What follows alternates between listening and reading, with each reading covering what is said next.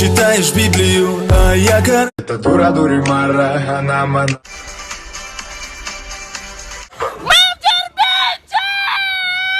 الله نور السماوات والأرض. А я Коран. Ник. Ник. Ник. Ник. Ник. Ник. والضحى والليل إذا سجى.